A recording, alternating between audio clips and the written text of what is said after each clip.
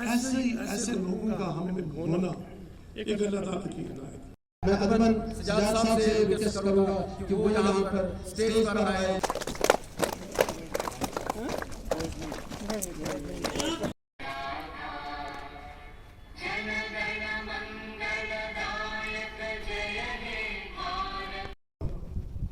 ठीक 2 बजे अगर रशीद साहब को याद होगा, गुलाम कादिर साहब मरहूम हमें हिस्ट्री पढ़ाया करते थे और वो हमें अक्सर ये जहाँ पे हमारी लेबोरेटरी है, शायद आज भी वो लेबोरेटरी है, उस लेबोरेटरी के बाहर इसी तरह हम नीचे फर्श पे बैठ के पढ़ा करते थे। तो चूंकि बचपन में सब लोग मस्ती मारते तो हम भी मारते थे, तो हमने अक्सर लेट आना, और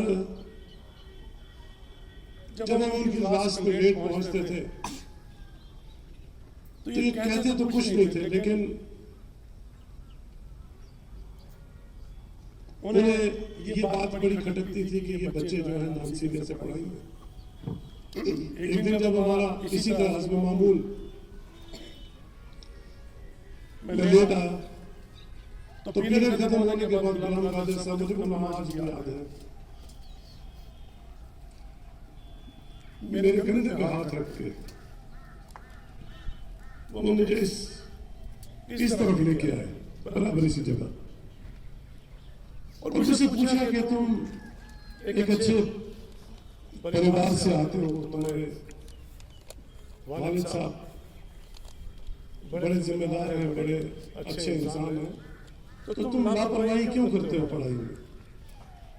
तो जो मैं बचपन का था, मैंने कहा सर हमें खाना खाने के लिए घर जाना पड़ता है, मेरा घर ज्यादा दूर भी नहीं है, तो मैंने कहा था मुझे खाना खाने जाना पड़ता है तो आने जाने में देर हो जाती है, तो कहा घर से खाना क्यों नहीं लाते? तो मैं खामोश हो गया। मैंने कहा जनाब घर में बहाना ढूंढ के सुबह सुबह खाना तैयार नहीं होता। अच्छा मैं ऐसा करूंगा कि मैं हर रोज आपको 5 रुपए दिया करूंगा,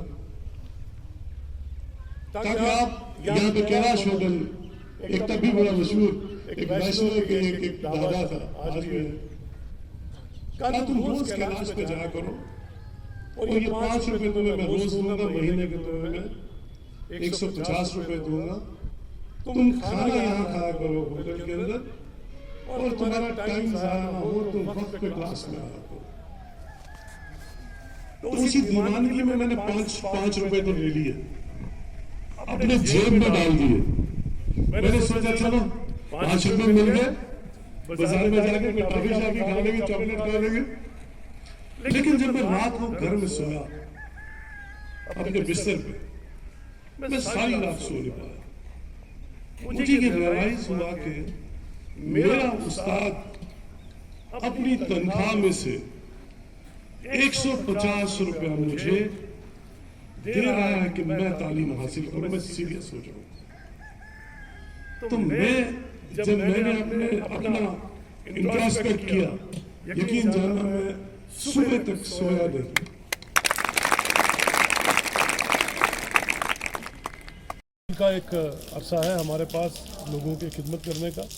इनिशियली हमने ये कोशिश की तो एक सबसे पहले आवाम के पास जाके जगह जगह एक तो उनका शुक्रिया अदा करें और उनकी तकलीफ़ात को सुने, और उसके बाद मैं साइमल्टेनियसली एडमिनिस्ट्रेशन के ऑफिसर्स के साथ सब डिविजनल लेवल पे, तहसील लेवल पे मीटिंग्स कर रहा हूँ, ताकि उनको देखें कि उनके इस वक्त जो डेवलपमेंट के काम हैं, कहाँ रुकावटें हैं, क्या बोटलनेक्स हैं, कैसे इसको मज़ीद वाइब्रेंट बनाया जा सकता है एडमिनिस्ट्रेशन को। और साथ ही साथ मैं जो है हॉस्पिटल्स और इंस्टीट्यूशंस को भी मुझे जहाँ मौका मिलता है मैं आके विज़िट करता हूँ, ताकि इस सेक्टर को भी कैसे इम्प्रूव किया जा सके, उसके लिए भी जो है वो काम किया जा सके। तो ये एक सिलसिला 1 महीना, अभी आज 20 दिन हो गए हमें बने हुए, लेकिन हमारी कोशिश है अंडरस्टैंड करने की। इंशाल्लाह इस हल्का इंतखाब बनिहाल की गोल संगल डाल दे के इसकी तामीर और तरक्की के लिए यहाँ के लोगों को बुनियादी सहूलियात फराहम करने के लिए, बिजली, पानी, सड़क, स्कूल, अस्पताल फराहम करने के लिए हम हर मुमकिन कोशिश करेंगे, और हमने उस पर काम करना शुरू भी कर दिया। हमने स्कूलों का जो सेशन था, एजुकेशनल सेशन जो था, उसको चेंज किया। हम टाइमिंग जो स्कूल्स के लिए वो चेंज कर रहे हैं। मैंने कल ही हमारी एजुकेशन मिनिस्टर साहब से बात की, उनको मैंने कहा कि कश्मीर के अपने विंटर जोन में टाइमिंग चेंज कर दी है, लेकिन जम्मू के विंटर जोन में अभी भी 10 से 4 चल रहा है, तो उसको भी चेंज किया। मैं एक्सपेक्ट करता हूँ कि एक आध दिन में उसका भी ऑर्डर निकल आए। उसके साथ साथ हमने जो मैनिफेस्टो में जो वादे किए हैं उनको पूरा करने की कोशिश करेंगे, और साथ ही साथ लोगों के लिए जॉब अपॉर्चुनिटीज़ प्रेजेंट जो एक सेटअप है उसको और स्ट्रेंथन करने की कोशिश करेंगे, ताकि लोगों की ज़िंदगी में आसाइश हो सके। लेवल का हॉस्पिटल है, लेकिन जब मैंने वहाँ का हाल देखा तो यकीन जानिए कि मैं बड़ा डिसअपॉइंट हुआ। मैंने उनका ओटी देखा, ओटी में फटे हुए शीट्स लगे हुए थे, जो ऑपरेशन थिएटर में जो टेबल है, और उसके फटे हुए गद्दों की हालत देख के, उन वार्ड्स के अंदर बिजली के बल्ब नहीं है, और जो मैनेजमेंट है वो मुझे मैनेजमेंट कोई उतनी ज़्यादा मैं ज़्यादा कोई मुतासिर नहीं हुआ। बहुत उसमें डेफिशिएंसीज मैंने देखी, और जहाँ तक वो मुझे एग्रेशन है, वो एग्रेशन एक्चुअली मैं जब बात कर रहा था किसी डॉक्टर के साथ, तो हमारा एक वर्कर जो है वो उसने थोड़ा सा मिसबिहेव करने की कोशिश की एक डॉक्टर के साथ, तो दैट इज़ एथिकली रॉन्ग। अगर मैं I have a constitutional position, अगर मैं किसी बात पे किसी मुलाजिम के साथ, किसी ऑफिसर के साथ अगर उनको किसी बात को समझाने की कोशिश कर रहा हूँ, वहाँ इसका मतलब ये नहीं मेरा कोई वर्कर उठ के फिर किसी स्टाफ के मेंबर के साथ या किसी डॉक्टर के साथ मिसबिहेव करे।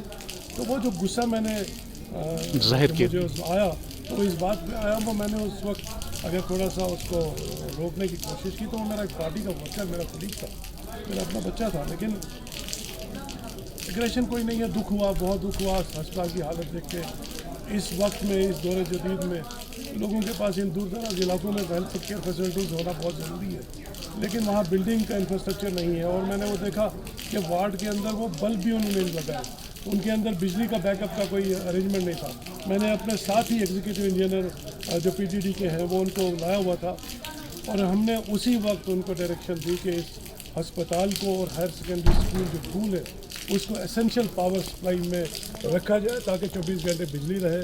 वहाँ पे 15 लाख रुपए का एक बिजली के बैकअप के लिए एक इक्विपमेंट पड़ा हुआ था, एक जनरेटर या कोई सोलर प्लांट पड़ा था, लेकिन 6 महीने से उसको इंस्टॉल नहीं किया गया। और मुझे उन्होंने ये बताया कि इसमें पावर का पता नहीं कोई बहुत ज़्यादा वोल्टेज आती है, तो ये तो बड़ा अजीब सी वो एक्सक्यूज़ था।